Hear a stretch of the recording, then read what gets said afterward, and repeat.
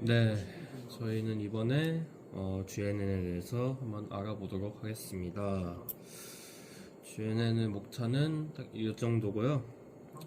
소개부터 시작해가지고 뭐 그래프가 뭐 어떤 구성이 있는가, 그 다음에 그 GNN의 시초인 그 그런트 그램 뉴럴 네트워크, 그 다음에 스펙트럼, 그 다음에 공간적 이런 것들을 활용한 그 컨볼루션 그래프 뉴럴 네트워크 같은 것들을 이제 소개를 해볼 거고요. 그 다음에 이제 활용 어플리케이션에 대해서 한번 알아보도록 하겠습니다. 우선 이제 뭐 그래프에 대해서 이제 그래프가 무엇인지에 대해서 이제 일단 알아봐야겠죠. 그래프는 이제 뭐 아시다시피 그 여기서 이제 벌틱스가 하는데 그냥 노드라고 하겠습니다. 노드와 이제 엣지가 구성이 돼 있고요. 뭐 이렇게 뭐 자세하게 말하는 것보다는 그냥 단순하게 말하자면은 이제 어떤 노드와 노드 간의 관계성을 나타내는 그러한 데이터 스트럭처라고 보시면 되고요. 이 데이터 스트럭처라고 보는 게 아니라 여기서는 이제 그냥 하나의 데이터로 보시는 게 좀 더 좋을 것 같습니다. 그래서 여기 보시다시피 이런 식으로 그래프가 있으면은 이런 식으로 이제 인접 행렬이라 하죠. 어떤 노드와 어떤 노드가 연결이 되어 있는가. 그래서 뭐 예를 들어서 여기가 이제 1번째 노드고 1, 2, 3, 4, 5 다섯 번째 노드겠죠. 그래서 여기 보시다시피 1번 노드는 이제 2번 노드와 4번 노드와 연결이 되어 있으니까 여기다가 1을 추가해주는 방식으로 그 인접 행렬을 정의하기도 합니다. 그다음 뭐 보시다시피 뭐 방향성 그래프 뭐 방향이 있는가 없는가 이런 것들을 따지기도 하고, 여기서 이제 이 섹션에서 이제 주로 말씀드리는 거는 이제 무방향 그래프가 될 거고요. 무방향 그래프. 그다음 뭐 그 공간적 시간적인 그 뭐 그래프가 있다라고 하지만 여기서는 아마 다루진 않을 것 같습니다. 네.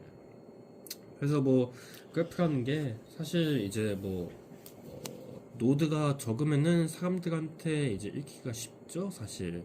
뭐 예를 들어서 뭐 그러니까 이제 그 장점 중 하나는 그 좀 복잡하게 막 나열되어 있는 어떤 그 데이터 같은 것들이 있으면 이걸 이제 시각화를 해가지고 뭐 단순하게 표현한다고는 하지만, 여기서 이제 문제점 이제 이건 같은 경우는 이제 좀 양날검입니다. 그래서 이제 이 그래프를 보시면은 노드 개수가 뭐 수만 개, 막 수천만 개, 막 이 정도 되면은 노드와 엣지를 전혀 구분할 수 없을 정도로 이제 이렇게 돼버리면은 이렇게 시각화가 되는 순간 사람이 구별하기가 힘들어진다는 겁니다. 그 다음에 이제 또 다른 그 단점 중 하나는 이제 이 두 그래프인데요. 이 두 그래프가 사실 딱 봐도 같진 않죠. 근데 이제 인접 행렬로만 봤을 때는 이 두 그래프는 같다는 겁니다.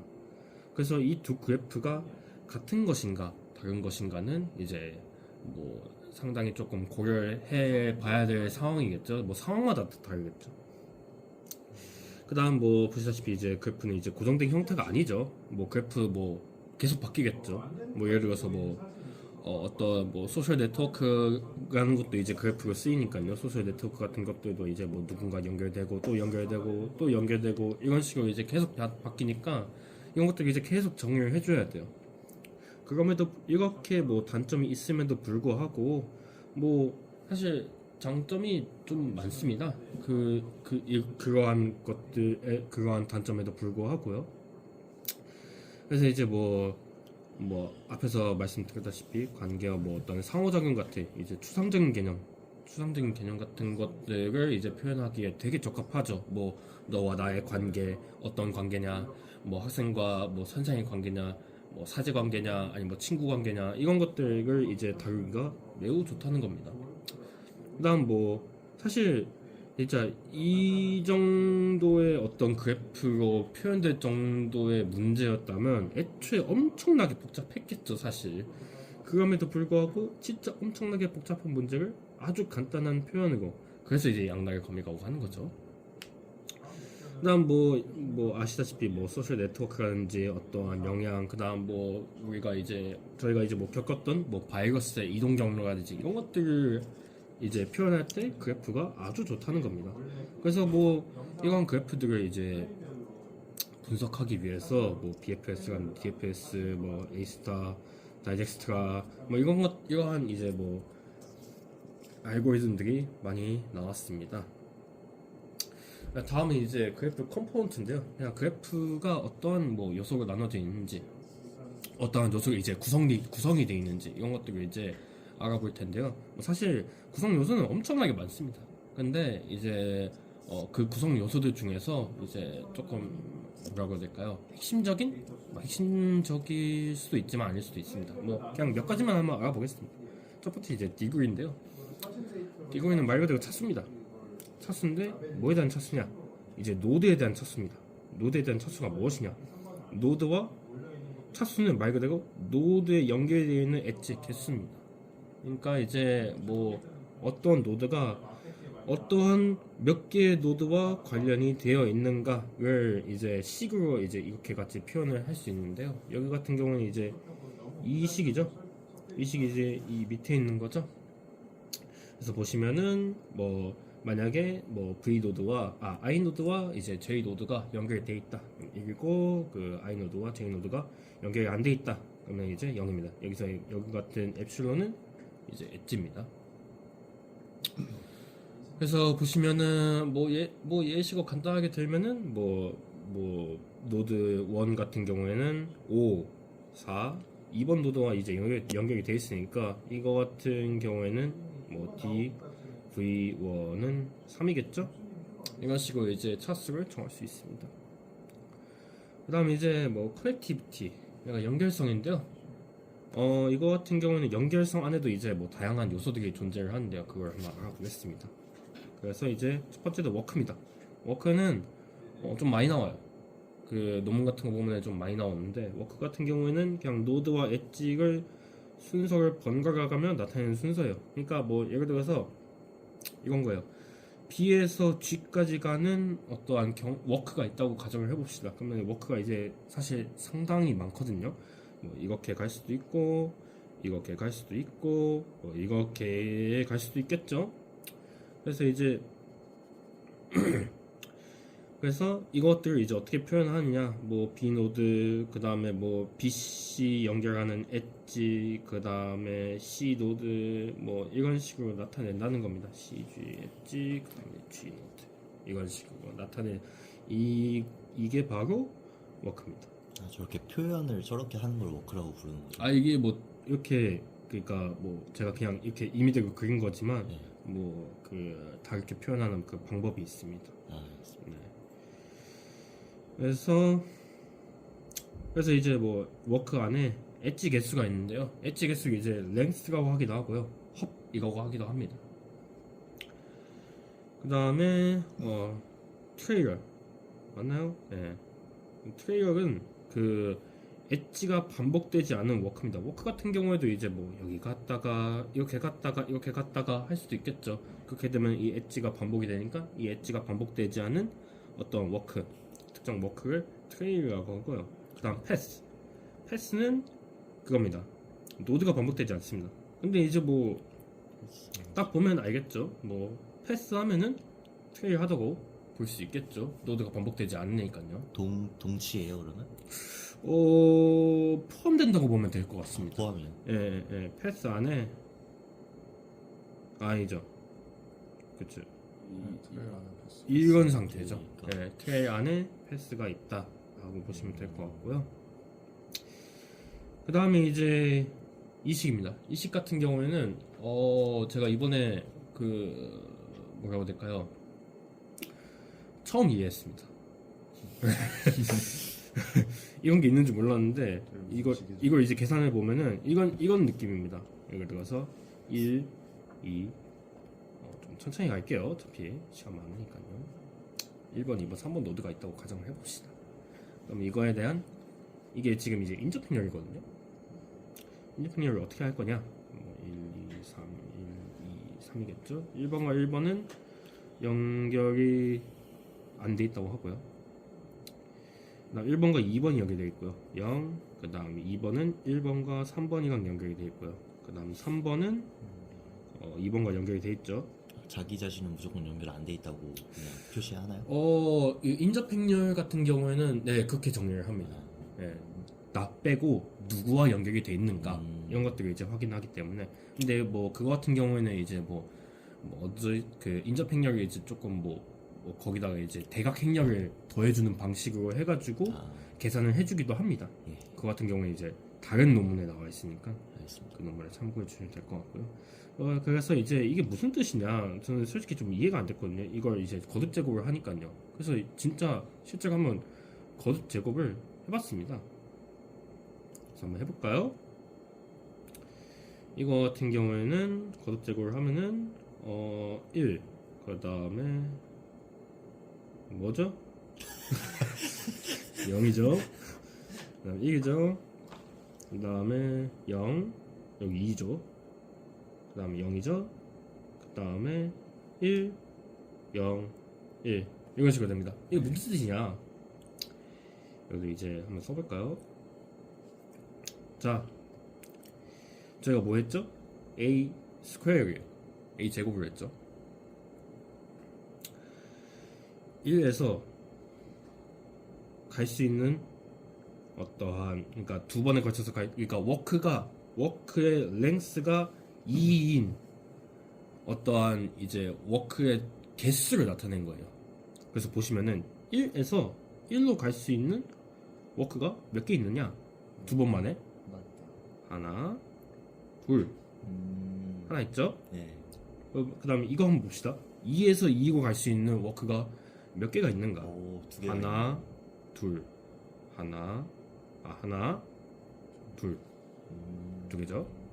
그래서 이런 식으로 워크 A의 그 K 제곱을 하게 되면은 이 뜻은 K의 랭스를 가지고 있는 워크의 개수가 이 그 행렬의 그 요소에 나타나게 된다는 겁니다.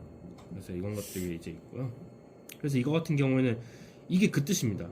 그래서 이제 K 더하기 1, 아니 이거 좀 다 지울게요. 적어볼까요? 대충 다 지우고. 자, 이거 같은 경우에는 K 플러스 1이죠. K 플러스 1의 랭스를 가지고 있는 뭐 i부터 j까지의 어떤 i 노드부터 j 노드까지의 뭐 그 워크의 개수를 알고 싶다. 그러면은 i부터 h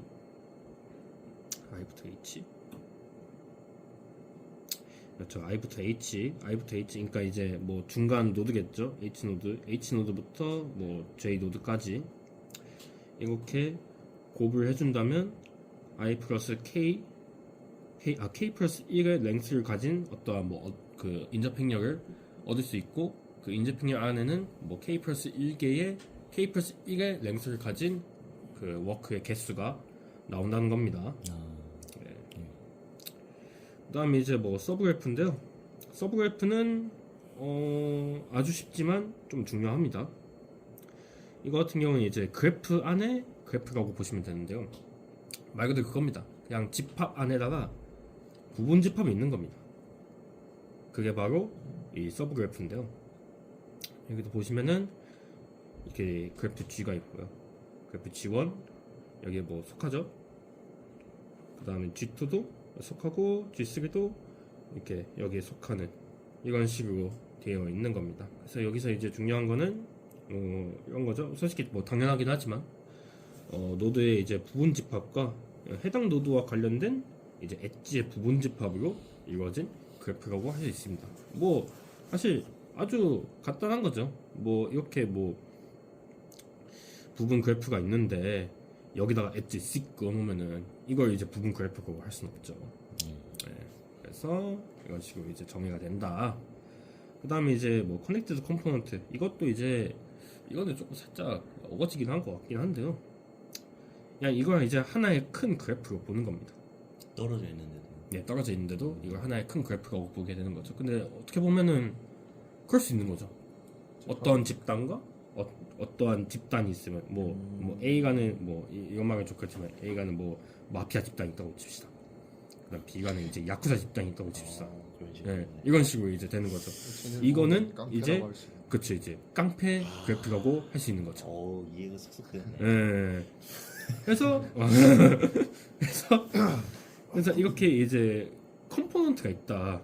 그럼 뭐 커넥티드 컴포넌트 이게 뭐냐? 그러니까 이제 어떠한 이제 노드들이 있으면요, 이 노드들이 무조건 연결되어 있어야 합니다.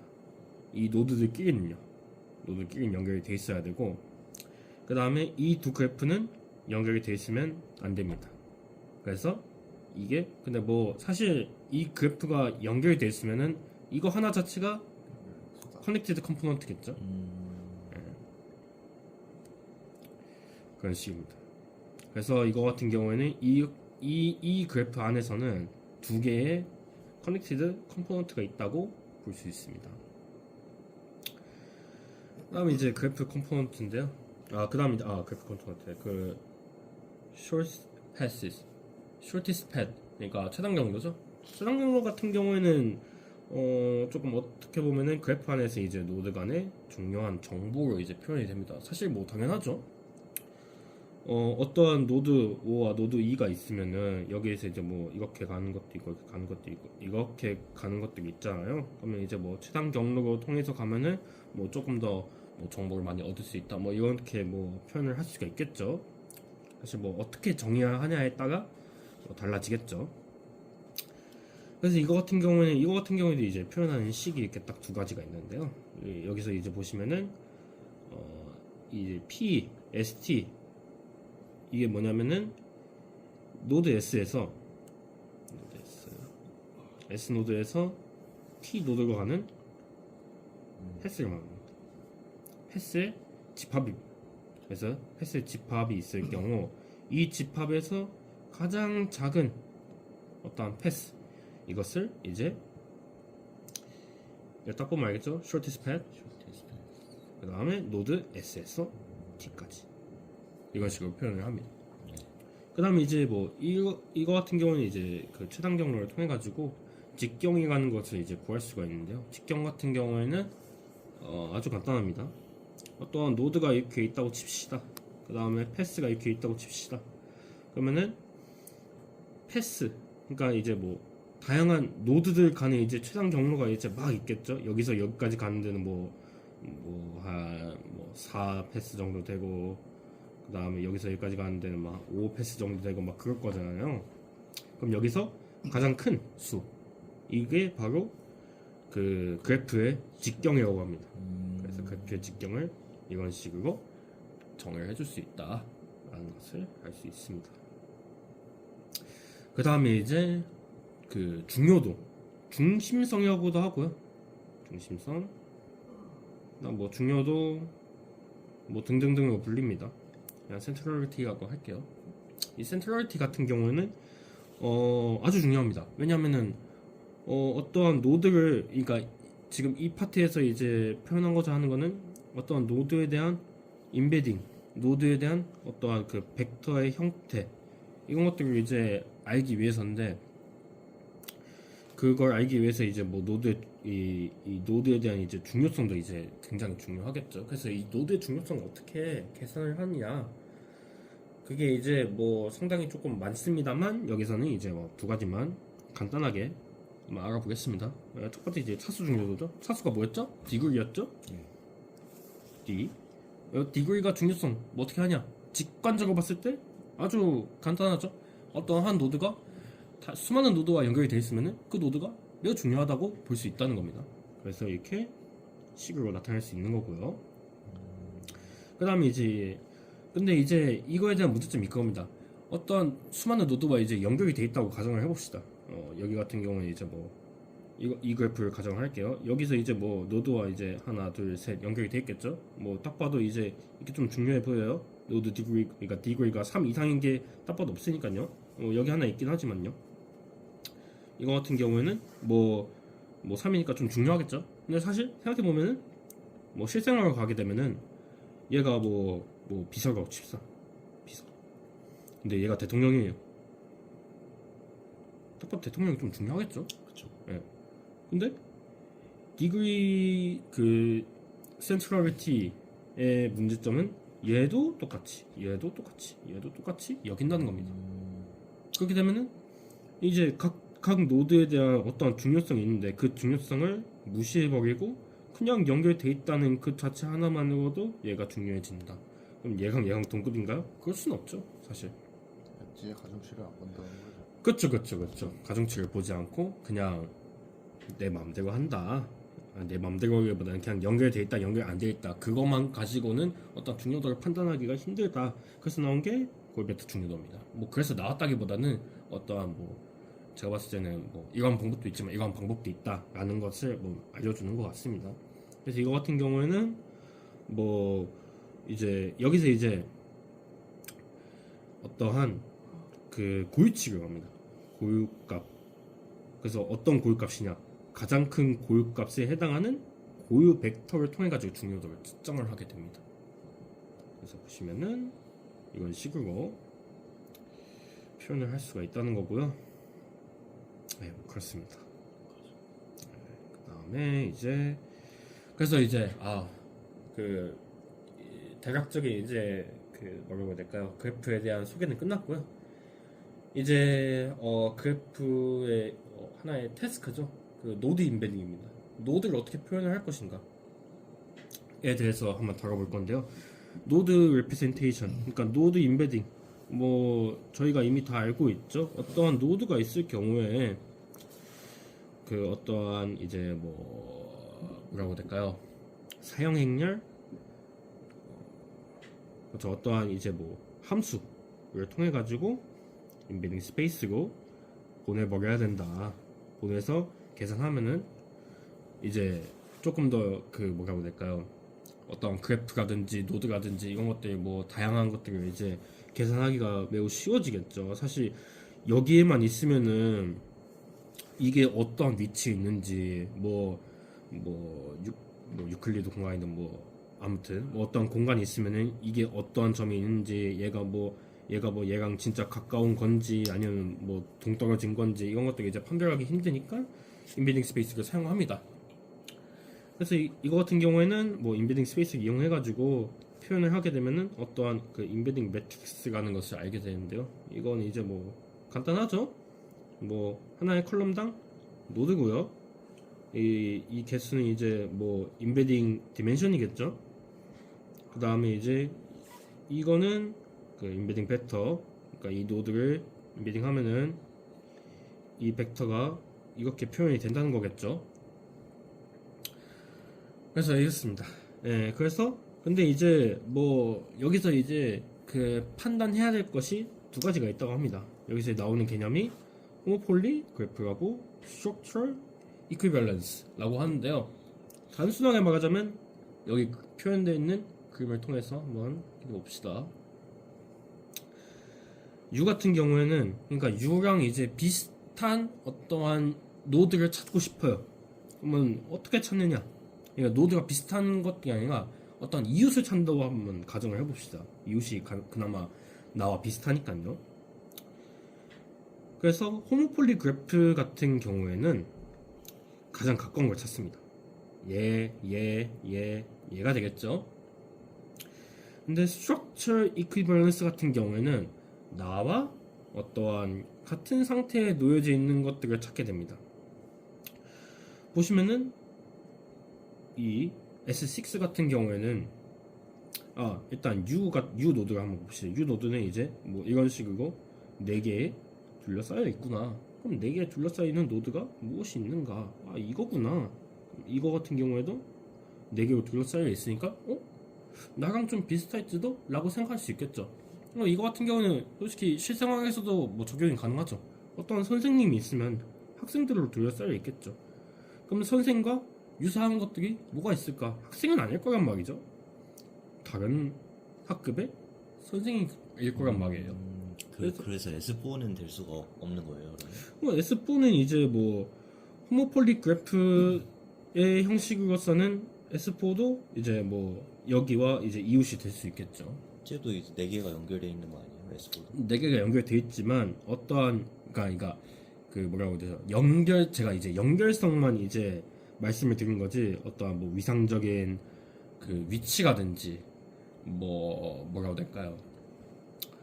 어떠한 그 노드의 피처라든지 이런 것들도 이제 뭐 다 같이 다룬다면은 얘가 조금 더 적합할 수 있다. 그냥 그래서 이제 구조적인 그 동등성 이라고 말하기도 합니다.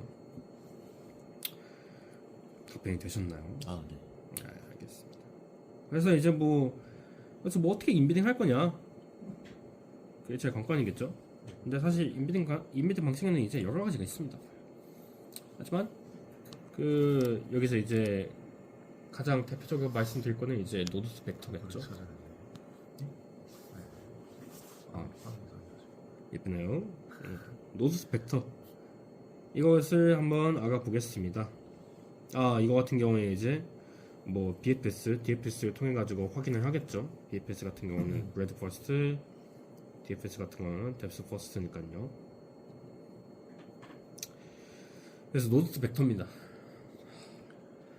노드 벡터 같은 경우에는 second order based random walk 너무 길죠. 그냥 여기서 이제 표현을 하자면 이제 이런 겁니다. 이제 현재 노드뿐만 아니라 직전에 머무른 노드까지 고려해서 이제 다음 노드를 선택하는 방식이에요.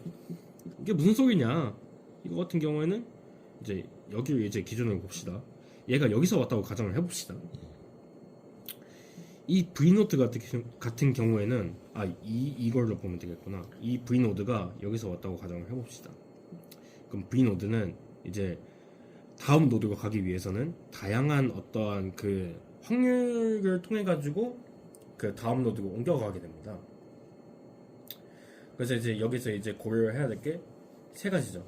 이전 노드로 다시 갈 거냐, 아니면 더 먼 노드로 갈 거냐, 아니면 이전에 왔던 노드와 같은 거리에 있는 노드로 옮겨갈 거냐. 왜냐면 여기 거리가 여기서 이제 여기까지 거리가 1이고 뭐 여기서 여기까지 거리가 1이니까 같은 거리에 있는 이 노드가 옮겨갈 거냐, 이런 것도 이제 판단을 해야겠죠. 여기서 거리가 뭘 뜻하는 거예요? 엣지의 개수죠. 이제 예, 예. 그래서 보시면은 이런 식으로 이제 표현이 가능하다는 겁니다. 뭐 이렇게 보면 조금 힘드니까요. 여기서 이제 표현을 하자면, 그래서 보시면은 뭐 각 노드에 대한 인베딩 벡터를 얻는 것, 인베딩 자체를 얻게 됩니다. 그래서 이 식을 이제 보시면요, P를 크게, Q를 작게 정의하면 멀리 있는 노드도 이웃 노드로 정의를 하게 됩니다. 그러니까 멀리 간다는 거죠. 그럼 뭐 P가 어딨냐? P가 여기 있고 Q가 여기 있습니다. 이거 같은 경우에는 사용자가 직접 정합니다. 그래서 그래프의 어떠한 특징에 따라서 사용자가 직접 정해야 합니다. 그래서 뭐 이게 무슨 뜻이냐? 그래서 이거 같은 경우에는 뭐였죠? T 노드에서 X 노드가 그렇죠. 거리죠. 그래서 디스턴스죠. 그래서 P분의 1 같은 경우는 디스턴스가 0이죠. 왜냐? 되돌아갔으니까요. 그 다음에 디스턴스 1 같은 거리로 갔네? 1 그래서 그 다음에 이거 같다. 더 멀리 간다는 거죠. 그래서 여기서 보시다시피 딱 직관적이죠. P가 높아지고 Q가 낮아지면 이거에 대한 확률이 커지겠죠. 그래서 더 멀리 간다는 거고요. 반대로 이제 Q가 올라가고 P가 떨어지면은 다시 돌아간다는 거죠. 다시 돌아간다는 뜻은 가까이 있는 노드들을 이웃으로 보겠다는 거죠. 그래서 이러한 이제 기법을 통해 가지고 이렇게 인베딩 학습을 시키면은 이런 식의 어떠한 두 가지 그래프가 나오는데요. 위 같은 경우에는 이제 멀어지는 방향, 밑에 같은 경우에는 가까워지는 방향, 그리고 계산을 한 건데요. 보시다시피 가까운 노드끼리 이웃이 됐다는 것을 알 수가 있겠죠. 이런 식으로요. 하지만 멀어지는 방향 이거 택했을 때는 상당히 산발적이죠. 이런 식으로 볼 수 있습니다. 가까워지는 방향이 더 좋다고 할 수 있는 거예요? 뭐 상황마다 다르겠죠, 사실. 네. 그거는 이제 그래프의 어떠한 뭐랄까 도메인에 따라서 도메인. 완전 달라지겠죠. 예. 뭐 가까울수록 당연히 이웃이 객관적으로 봤을 때 가까울수록 이제 뭐 이웃이 될 확률이 높겠죠. 또 관계가 돼 있으니까요. 하지만 이제 뭐 앞서 말씀드렸듯이 선생과 선생, 학생들로 둘러싸여 있다고 하더라도 선생과 선생 간의 어떠한 관계를 뭐 이웃을 안 볼 것인가 그렇게 볼 수 있죠. 이거 P분 L이랑 Q분 L은 확률이니까 합이 1이어야 되는 거야? 아니면 합이 1이라기보다는 그거는 합이 그쵸 합이 1이겠네요.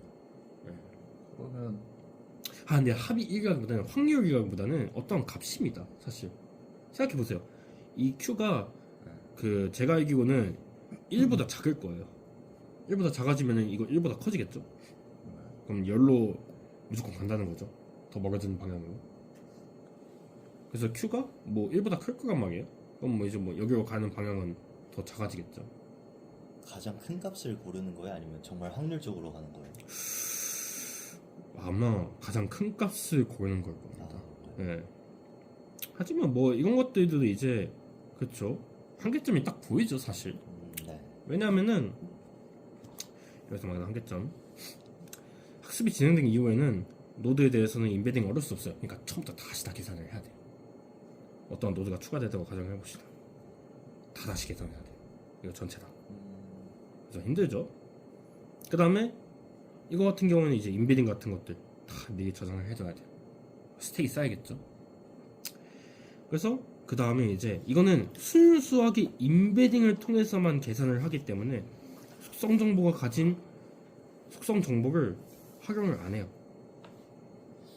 인베딩으로만 하는 거예요. 이거는 순수하게. 그래서 이거 같은 경우는 이제 그 트랜스덕티브한 그 방법이라고 하는데요. 전환적 방법이죠. 근데 이거 같은 경우에는 좀 한계점이 많으니까 인덕티브한 방법으로 이제 각 노드를 인베딩으로 변환시켜서 뭐 인베딩으로 변환시키는 함수를 얻는 방법이 있습니다. 그게 바로 이번에 나올 그래프 뉴럴 네트워크입니다. 그래서 보시면은 그래프 뉴럴 네트워크 이게 본편이죠 사실. 여기서부터 시작이군요. 네, 사실 여기서부터 시작입니다. 예, 지금까지는 뭐 그냥 다 그냥 알아야 될 배경 지식 같은 것들입니다. 이런 것들이 있었다. 그 다음에 그래프 뉴럴 네트워크만 알아보겠습니다. 학습 방법은 뭐 딱 봐도 알겠죠. 딱 봐도 안다기보다는 그냥 뭐 semi supervised learning for node level, 그다음 뭐 supervised, unsupervised 이렇게 있는데요. 단순하게 이렇게 세 개로 나눠진다고 보면 돼요. 세 개로 나눠진다기보다도 사실 그렇죠. 세 개로 나눠지는 게 크게 세 개로 나눠지죠. 뭐 노드 단계에서, 엣지 단계에서, 그래프 단계에서 뭐 이 그래프가 무엇인지 클래시피케이션을 하든가, 아니면 엣지 이 레벨. 그룹이 이제 마피아인지 그쵸. 약피아인지. 그다음 뭐 엣지 레벨, 뭐 얘랑 뭐 어떤 관계인가? 어떤 관계이냐, 관계가 되겠느냐, 어떤 노드가 생겼을 때 얘랑 연결돼? 될 것 같아. 연관성 있는 것 같은데? 그럼 연결시켜. 진행시켜. 네, 진행시켜. 그 다음에 노드 레벨 딱 봐도 직관적이죠. 예. 어떤 이 노드가 뭐냐, 얘가 뭐 선생이냐 학생이냐 교감이냐 교장이냐 야쿠자냐 이런 거죠. 이런 것들을 이제 이러한 이제 태스크들을 수행할 수 있다고 합니다. 그래서 뭐 그래프 뉴럴 네트워크 같은 경우는 나온 지 꽤 됐습니다. 사실 2008년에 나왔고요. 처음 나왔고요. 그래서 어떻게 하느냐, 프로파게이션 스텝이 있고요, 아웃풋 스텝, 이렇게 두 가지로 나눠지는데요. 뭐 프로파게이션 스텝 같은 경우에는 뭐 이웃 정보들의 정보와 엣지, 뭐 그러니까 말 그대로 이런 거죠. 얘랑 얘를 통해서 날 업데이트 하겠다, 어떠한 상태를 업데이트 하겠다, 뭐 인베딩이라고 할 수도 있고요. 그쵸, 인베딩이겠죠 사실. 상태라고 하는 건. 남자에 가깝다. 네? 남자에 가깝다. 네, 그렇죠.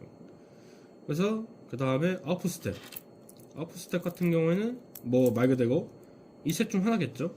어떠한 아웃풋을 수행할 것이냐, 뭐 노드 단계에서냐, 아니면 뭐 엣지 단계에서냐, 아니면 그래프 단계에서냐, 이런 것들을 이제 판별을 해야겠죠. 그래서 사실 데이터셋 같은 것들을 보면요, 어떠한 정보든 라벨이 될 수 있고요. 트레인 피처가 될 수도 있어요. 그렇겠죠, 사실. 그래서 예, 이게 바로 그 아주 맨 처음에 나왔던 아실 거예요. 예, 리커런트 그래프 뉴럴 네트워크라는 거고요. 뒤에는 시초입니다. 맨 처음 나온 이제 바닐라 모델이고요. 바닐라인데 리커런트가 붙냐 얘는. 그렇죠. 그래서 보시면은 이제 노드의 표현을 추출하기 위해서 이 파라미터들을 재기적으로 적용을 한다고 합니다. 그래서 이거 같은 경우에는 바나흐 고정점을 기초를 하고 있습니다. 그래서 여기서 이제 궁금증이죠. 바나흐 기초점이 뭔데? 바나흐 고정점이 뭔데? 라고 하시면은 여기 이렇게 딱 나와 있는데요. 이거 같은 경우에는 이거 막 힘들잖아요. 간단하게 말씀드리면은 어떤 공간이 있어요.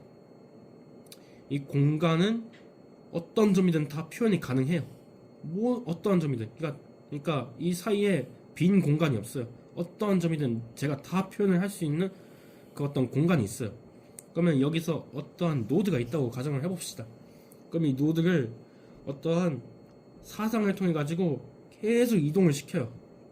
이동을 시키겠죠. 뭐 어떠한 이제 뭐 여긴 좀 복잡하니까 어떠한 점이 있으면은 이동시키고 계속 이동을 시킬 거란 말이에요.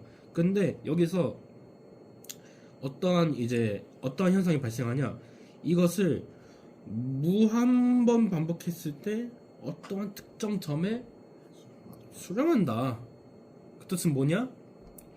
어떤 x가 있을 때, 어떤 노드 x가 있을 때 이 점을 계속 사상하면은 어떠한 특정 점에, 어떠한 특정 공간의 한 부분에 머무르게 된다는 겁니다. 이걸 찾는 게 이 리커런트 그래프 뉴럴 네트워크의 목적입니다. 그래서 이걸 어떻게 할 거냐 라고 하시면은 이렇게 합니다. 보시면은 n의 피처죠. 그러니까 점 n이라고 하지 말고 이제 노드라고 합시다. 노드 피처고, 그 다음에 노드 n과 연결된 선들의 피처, 그 다음 노드 n과 연결된 점들의 피처, 선들의 피처, 점들의 피처. 얘가 아니죠? 빠른가요? 아니요. 네. 그 다음에 점 n과 연결된 점들의 상태, 이게 인베딩이겠죠.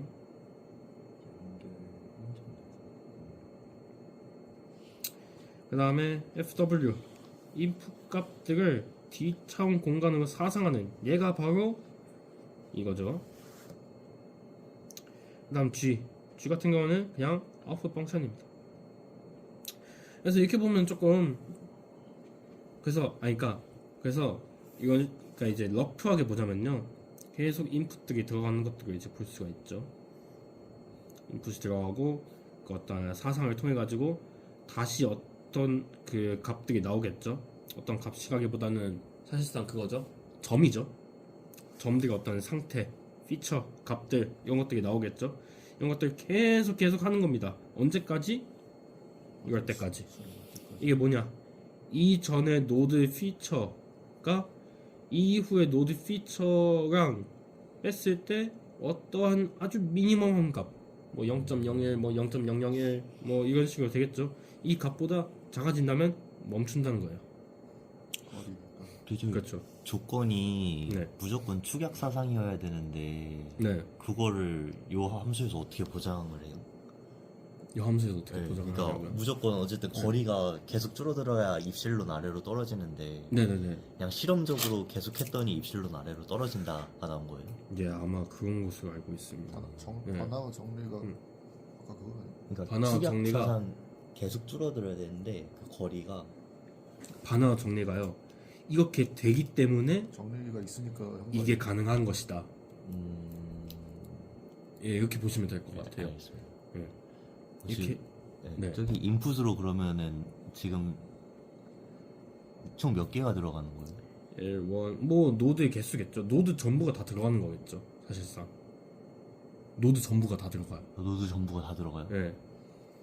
그래서 이것도 한계점이 있어요.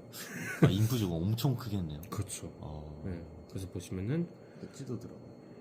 1번 노드 피처, 2번 노드 피처, 3번 노드 피처. 그렇죠. 엣지가 들어가야겠죠. 얘랑 연결이 돼 있냐 안 돼 있냐 그런 것들 이제 따져야 되니까요. 뭐 이런 것도 들어가고.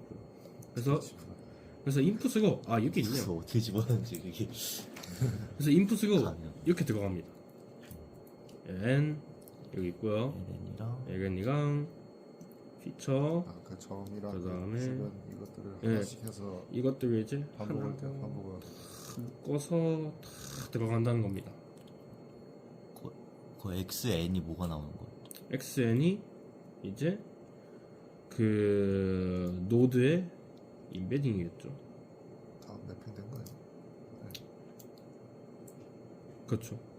인비딩 점 인베딩 스페이스에 어떠한 점으로 남겠죠. 이 점이 인베딩이겠죠. 그래서 이렇게 보면은 좀 그렇잖아요. 이런 식으로 보면은 좀 그랬어요. 네. 네? 아 이거 우리 예시를 좋아해. 아 예시. 그렇죠. 이런 식으로 이제 나오게 된다는 겁니다. 이런 식으로 이제 그래프가 있다고 가정을 했을 때 계속 그 FW 제가 알기로는 이 FW가 공유가 됩니다. FW는 다 똑같아요. 그래서 이렇게 들어가고 아웃풋 때리고 얘랑 얘도 이제 뭐 업데이트가 됐겠죠. 얘도 이제 XN이 됐겠죠. 하지만 얘한테 있어서는 XN이겠죠. 아 지금 그러니까 저기 맨 처음에서 1번, 2번이 들어가는데 네. 한 번에 그냥 전체 모든 노드를 넣는 게 그쵸 아니라 그쵸 1번 노드랑 관련된 애들이 아니 1번 노드의 피처랑 1번, 2번 노드 엣지의 피처랑 2번 노드의 피처 이렇게 들어가는 거예요? 아니요 전체 한꺼번에 다 되고 다 들어가는 게 맞아요? 근데 저기 1번이랑 인풋이 1번이랑 관련된 거에 이렇게 한 한꺼번에. 번에서 X1 나오는 거고 2번이랑 2번 관련된 거 넣어서 X2 나오고 그러면은 그 관련된 노드 숫자가 다를 텐데 그 인풋 스페이스가 달라지지 않아요? 넣을 때마다? 그거 같은 경우에는 인베딩을 한번 하나요? 인베딩을 초기에 한번 해요. 아, 한 번 해요? 네, 초기에 한번 해요. 그러니까 초기에 이제 가정을 하고 그 다음에 넣는 거죠. 그러면은 결과가 지금 맨 처음에 1번 노드의 위치가 나온다 그렇죠. 라는 거죠. 업데이트된 1번의 위치가. 그렇죠. 이제 XN에 어떠한 새로운 뭐 어떠한 초기 인베딩이 있으면 이런 것들을 통해 가지고 XN이라는 게 나온 거고 여기도 뭐 XN 뭐 여기도 XN 뭐 여기도 XN이라고 하지 말고 이제 X1, X2, X3, X4가 나오겠죠. 그다음 다시 하겠죠. 왜냐 여기도 여기가 다 업데이트가 됐으니까 또 하겠죠. 또 하고 계속 하는 거예요. 언제까지? 그 엡실론이 그렇죠. 낮아질 때까지. 그래서 이런 식으로 한답니다. 근데 뭐 이거 같은 경우에 이제 딱 봐도 문제점이 크죠. 계산량이 엄청 많죠. 그쵸. 네, 계산량이 엄청 많고요.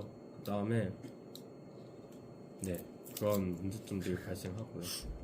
이걸로 특징을 잘 뽑아내서 매핑이 돼요?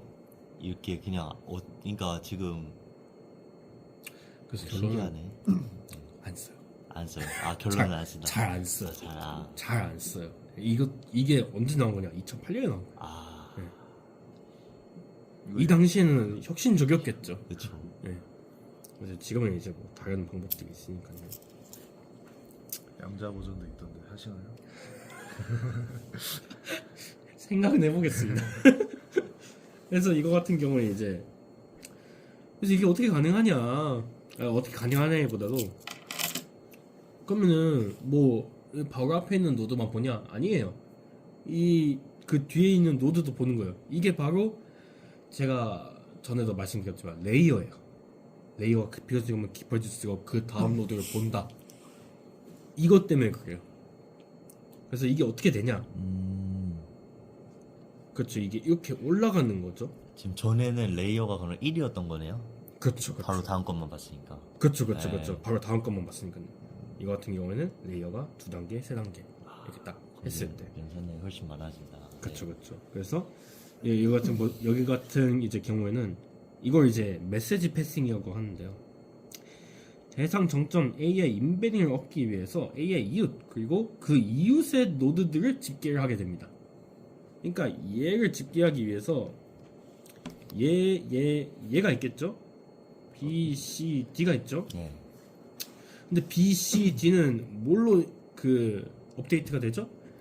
B 같은 경우에는 A와 C, C 같은 경우에는 E, F, B. 여기까지 있네요. 감사합니다. 그 다음에 D 같은 경우에는 A. 이런 식으로 업데이트를 하고 그 업데이트 한 거를 다시 여기다가 넣는 거죠. A를 업데이트 하는 거죠. 그래서 A가 나온다는 겁니다. 이게 메시지 패싱의 그 원리고요. 이걸 통해서 이 노드가 얘만 보는 게 아니라 이 뒤에 있는 얘도 볼 수 있다 라는 원리입니다. 그래서 이거 같은 경우에도 얘도 다 공유가 됩니다. 뭐 이런 식으로 한다고 합니다. 그래서 각 집계 단계 레이어를 정의하고 이제 각 층마다 이제 인베딩을 얻게 되는 거겠죠. 얘도 이제 인베딩을 얻게 되겠죠. 그 다음 이 얻은 인베딩을 통해서 이제 얘를 또 업데이트를 하게 되는 거죠. 그래서 0번 층에서 2번 층 방향으로 인베딩 집계를 하게 되고요. 그 다음에 이제 입력층 인베딩은 이제 정점의 속성, 노드의 속성 벡터를 사용하게 되고요. 노드 속성 벡터가 뭐냐? 피처값. 사람으로 따지면 키는 몇 센치, 눈 하나, 둘, 뭐 코 하나, 둘, 귀 세 개, 입 네 개, 뭐 이런 식이겠죠. 그 다음에 대상 정점이 무엇이냐에 따라 대상 정점별 집계된 정보가 상이하게 됩니다. 이 뭔 뜻이냐? 이거죠. 예. 얘가 볼 수 있는 것들이 얘가 있지만 이게 다 다르죠, 사실. 그래서 뭐 집계되는 정보가 상이하다라고 볼 수 있습니다. 그래서 이거 같은 경우는 이제 그 문제점이 많잖아요. 그래서 나온 게 그 스펙트럴 그래프 뉴럴 네트워크랑 그 공간적 그래프 뉴럴 네트워크 이렇게 두 가지가 있어요. 이 두 파로 나뉘어요. 근데 이제 미리 말씀드리자면 이거 같은 경우에는 잘 안 쓴다고는 했는데 가끔 논문에 보입니다. 언제 적어요 이건? 이거 같은 경우에는 잠시만요.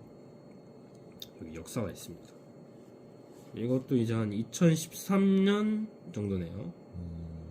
그 다음에 GCN 이거 같은 경우는 2017년 이 정도쯤이네요. 네, 그렇습니다. 뭐 많죠? 아주 좋습니다. MPN은 이게 바로 메시지 패싱이에요. 네. 그래서 보시면은 얘는 무슨 경우냐? 얘는 이제 이건 겁니다. 아니 노드에서 받는 신호가 뭐 있다. 그래, 그건 알겠다. 근데 사실 여기서 보내는 시그널이 있을 거고 여기서 보내는 시그널이 있을 건데 이것들을 한 곳에다가 다 박아버리면은 우리가 어떻게 이걸 알겠느냐. 얘가 여기서 보내온 신호도 포함이 돼 있을 거고 여기서 보내온 신호도 포함이 돼 있을 건데 이 신호들을 어떻게 우리가 구별을 해낼 거냐 라는 어떠한 그 기본 토대를 기점으로 이제 뭐 만들어졌습니다. 누가 보낸 건지 모르겠다는 거. 그렇죠. 하나의 신호로 다 오지만 이 신호가 다 짬뽕돼서. 그렇지, 다 짬뽕 돼가지고 판별하기 힘들다. 그래서 이 신호를 어떻게 나눌 수 없는가 라는 거에 대해서 이제 나왔고요. 그 다음에 이제 합성곱을 어떻게 하면 쓸 수 있을까. 왜냐하면 이제 그래프 같은 경우에는 제가 앞서 말씀드렸다시피 그 비유클리드 공간이잖아요. 유클리드 공간처럼 이제 막 저희가 아는 이제 컨볼루션은 이제 격자 딱 해가지고 이제 딱 예? 여기 딱 예? 계산하잖아요. 근데 이게 안 된다는 거예요. 얘 입장에서는. 그래서 어떻게 할 거냐? 유사한 속성의 노드와 상이한 속성의 노드가 있는데 이 시그널을 어떻게 구별을 할 것인가? 그래서 이거 같은 경우에는 뭐 무방향 그래프를 전제를 합니다. 이것도 이제 리미테이션이죠, 사실. 그래서 어떻게 하냐? 노멀라이즈드 그래프 라플라시안 매트릭스를 사용합니다. 그냥 그 정교화된 이제 라플라시안 매트릭스겠죠. 그래서 이제 여기서 나오는 이제 라플라시안 매트릭스인데요. 그냥 뭐라고 해야 될까요? 인접 행렬과 비슷한 정보를 가진 어떠한 그냥 행렬이라고 보시면 됩니다. 그래서 여기서 나오는 바와 같이 이거 봤던 거죠? 디그리 매트릭스 차수 행렬, 이게 차수 행렬이에요. 뭐 볼까요? 뭐 2개 연결돼 있고, 이는 3개 연결돼 있고, 이런 식으로 이제 그 대각행렬입니다. 대각행렬 쫙 나오는 거고요. 그 다음 이제 인접행렬. 인접행렬 같은 경우에도 뭐 딱 보이죠? 노드 1은 노드 2와 노드 5와 연결이 돼 있다. 노드 2도 노드 3, 1, 3, 5 이런 식으로 연결돼 있다. 그래서 이걸 뺍니다. 이게 바로 라플라시안 매트릭스라는 겁니다. 근데 이걸 이제 뭐 주로 뭐 수많은 논문들에서도 나오지만 요즘 같은 경우에는 이걸 그냥 그대로 사용하지 않고요. 이걸 이제 정교화 시켜가지고 사용한다고 합니다. 근데 뭐 이렇게 하면은 어느 세월 계산합니까? 이런 식으로 간단하게 표현이 된다는 겁니다. 그래서 보시면은 i가 j가 같으면은 자기 자신. 그렇죠. 그 다음에 ij가 다르면은 이런 식으로 계산을 하고요. 그렇지 않으면 0. 그렇습니다. 그래서 뭐 이러한 이제 그 정교화된 라플라시안 매트릭스를 스펙트럼 분해죠? 이런 식으로 해가지고 뭐 고유 벡터와 그다음 이제 그 고유값, 고유치 이런 식으로 이제 뭐 분해를 한 다음에 계산을 하게 됩니다. 근데 뭐 그렇다 치고 그래서 뭐 근데 저거 왜 만들어요? 라플라시안 매트릭스? 라플라시안 매트릭스를요? 네. 이게요. 아직 어디다 쓰는지 몰라요? 아니 어디다 쓰는지 모르는 게 아니라요. 이걸를 통해 가지고 노드의 어떠한 인접성과 이 노드가 가지고 있는 차수를 이제 여기다가 이제 다 컴바인 해가지고 표현을 할 수 있기 때문에 이 매트릭스를 사용하게 됩니다. 그래서 거의 모든 논문에서 이걸 써요. 정보가 축약되어 있는. 그렇죠, 재료를 그렇죠, 느끼는 그렇죠. 거. 아주 좋죠. 예. 왜 하필 뺐을까? 네? 왜 하필 뒷배기? 그냥 받아들이세요. 그냥 정의가. 그거까지 아, 하면은 끝도 여기는 네. 끝도 없을 것 같아요. 여기는. 아니 재현님 가볍게 하라며요. 아 근데 얼마나 더 띠... 아주 좋은 아주 좋아요. 아주 좋아요. 저 예. 아주 재밌어요. 저. 예. 근데 이게 사실 여러분들도 봤어요. 아 어디서 봤나요? 본 적은 없을 거지만 책에 나와 있어요. 어디 저희가 저번에 배웠던 서영대서 책에 나와 있어요. 아 진짜요? 네. 몇 장이 나와 있나요? 뒷장에 나와 있어요. 3, 4장이 나와 있나요? 아니 좀 더 뒷장에 나와. 아. 예. 이 뒷장에 나와 있어요. 그래서 라플라시안 매트릭스를 이런 식으로 계산을 한다, 정리를 한다 라고 나와 있어요. 그래서 저번에 말씀을 드렸어요. 제가 발표를 할 때 아무도 안 들었군요. 희석된 거죠. 그렇죠, 그렇죠, 네. 그렇죠. 너무 기억은 왜곡될 수 있으니까요. 그래서 뭐 신호잖아요. 신호는 뭐다? 퓨리의 변환. 네. 예, 퓨리의 변환으로 할 수 있다. 근데 퓨리의 변환이 뭔데? 여기 보시면 됩니다. 여기 보시면은 어떤 사진이 있어요. 사진에 대해서 퓨리의 변환을 했다고 가정을 합시다. 그럼 이건 사진이 나온대요. 그 다음에 어떤 노이즈죠. 노이즈도 퓨리의 변환을 했을 때 이런 식으로 나온대요. 이걸 엘리먼트 와이즈를 해주게 되면은 어떠한 이상한 그림이 나오는데 이거를 퓨리에 역변하게 되면은 이거와 이거를 컨볼루션한 어떤 똑같은 사진이 나오게 된다는 겁니다.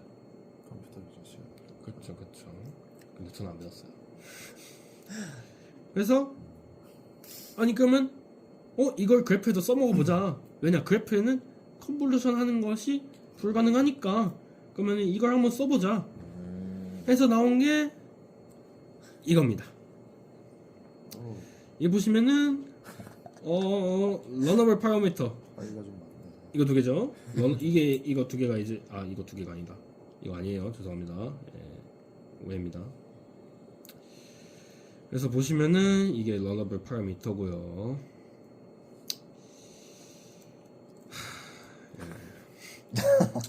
아득하죠. 아 많이 나와서 진짜 끊었다 갈까요? 네? 끊었다 갈까요? 아니요, 여기서 끊을 순 없어요. 아 끊을 수 없어요. 예, 아직- 똥싸나 끊을 순 없으니까. 예, 아니 얼마 안 남았어요. 아, 얼마 안 걱정하지 마세요. 예. 아 너무 재밌어요. 그래서 이제 럴러블 파라미터, 그다음 뭐 엘리멘트 와이즈를 해가지고 이런 식으로 뭐 계산이 된다고 합니다. 그래서 이걸 어떻게 사용하냐 여기입니다. 이게 럴러블 파라미터고요. 이 럴러블 파라미터 같은 경우에는 이제 이런 식으로 이제 대각행렬로 이제 표현이 되고요. 이거가 바로 이거죠. 그다음에 이게 바로 그겁니다. 그 뭐지? 노드 i와 노드 그러니까 이제 이게 그겁니다. 모든 노드입니다. 모든 노드 지금 그러니까 모든 노드의 피처 인베딩 그것까지는 제가 잘 알아보진 않았는데 모든 노드에 대한 피처 인베딩을 여기다가 다 갖다 박습니다. 그래서 이렇게 해가지고 계산을 한다는 겁니다. 그래서 이거 같은 경우에는 이게 뭐냐?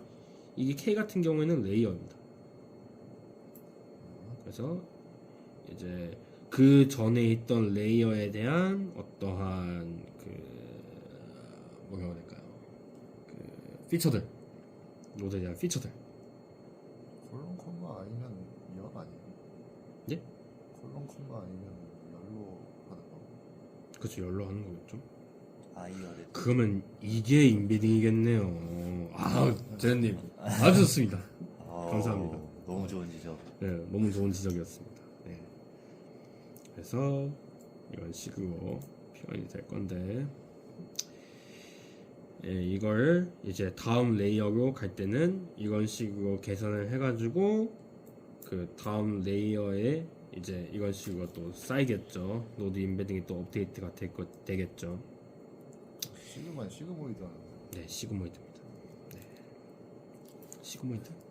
네, 아마 시그모이드일 겁니다. 범위 이제 아니면 렐루일 겁니다. 네. 어, 액티베이션 펑션이니까요.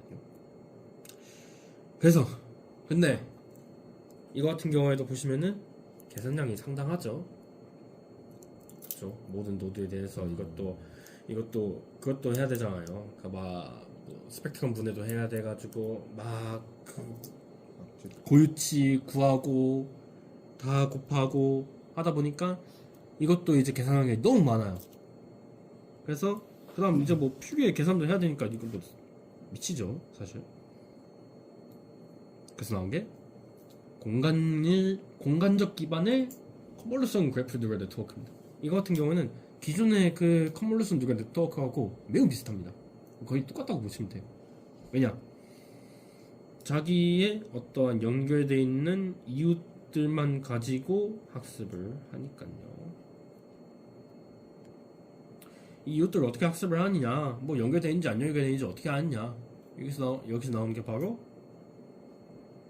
인접행력이죠. 그래서 뭐 말한 게 있나요? 네. 그래서 뭐 이미지 분류와 이미지 영역의 구분에 많이 쓰이는 뭐 컨볼루션 뉴럴 네트워크에서 아이디어를 비슷하다. 그래서 컨볼루션 뉴럴 네트워크에 대한 특징을 그대로 가져왔습니다. 뭐 웨이트 쉐어링도 있고요. 그 다음에 learn local feature 이런 것도 있습니다. 그래서 이제 뭐 주변 픽셀 대신에 연결된 점의 특징들을 이용을 한다. 그러니까 그런 거죠. 그냥 연결돼 있으면은 그거 가지고 하겠다라는 겁니다. 인접 행렬을 곱해줬기 때문에 그렇게 할 수 있는 거죠. 그렇죠. 예. 그래서 보시다시피 잠시만요, 이게 밑에 예제가 없네요. 예, 다행이네요. 그래서 이제 L 이 레이어죠. 그 다음에 이거 웨이트죠, 러너블 파라미터죠. 그 다음에 이거 이제 뭐라고 해야 될까요? 노드겠죠. 노드에 대한 피처. 예. 이 레이어에서의 노드 피처. 그 다음에 바이어스. 이것들을 이제 간단하게 표현한 게 바로 이 식입니다. 그래서 이걸 어떻게 하면 조금 일반화 시킬 수 있느냐, 그래서 나온 게 이겁니다.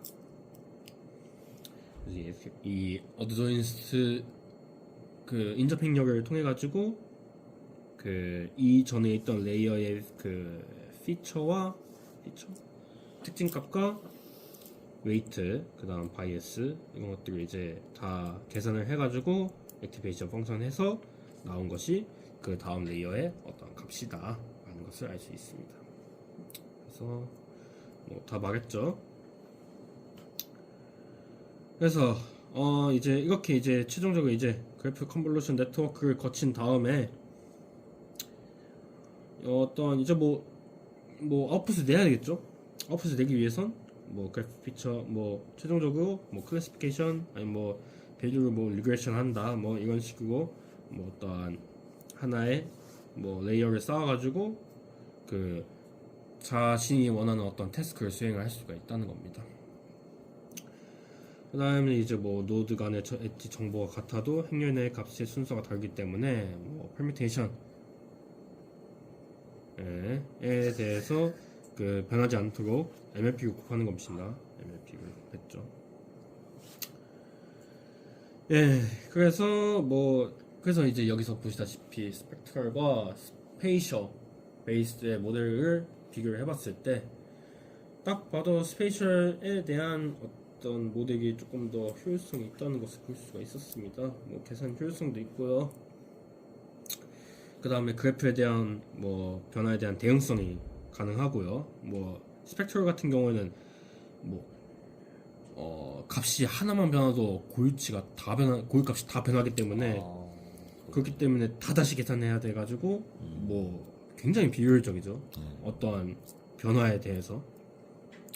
하지만 그 공간 기반의 어떤 모델은 이런 것들이 가능하다.